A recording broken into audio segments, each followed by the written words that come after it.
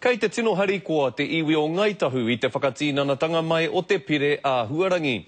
He ture hei tā rātou e whakamana ana i tā rātou tono kia hoko rātou i ngā whenua ngahere o te karauna.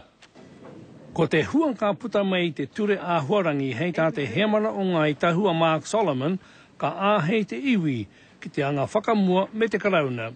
We absolutely believe that we're a special case and we have been supported by the other iwi, that Ngaitahu and the other 4 iwi have a separate issue.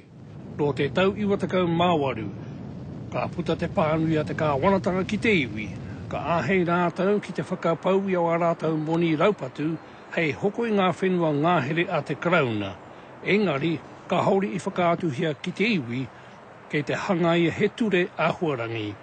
Back in the late 90s, 1999, when Ngaitahu purchased the forest lands off the Crown, our contention is that they had information that if they had disclosed it under the disclosure period, we would probably not have bought the forests. I tīmata ngā whakawhiti kōrero ki Wainui a Ngaitahu me te kāwanatanga o reipa mo te nama ka tau ki runga o Ngaitahu I te tau 2008.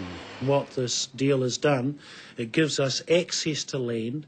We still have to pay for the cost of planting, but we get the carbon credits that come off it, and over time, those credits will nullify the $40 to $50 million loss that Ngaitahu faces. Tino a wanga kei mua te auroro te iwi, nā poroanga rākau o runga ngā whenua a te karauna, me whakatō anō he rākau I roto o te toru tau. Ki te kore me utu e rātau e 50 miliona tāra. Joe Glenn, Te Karere.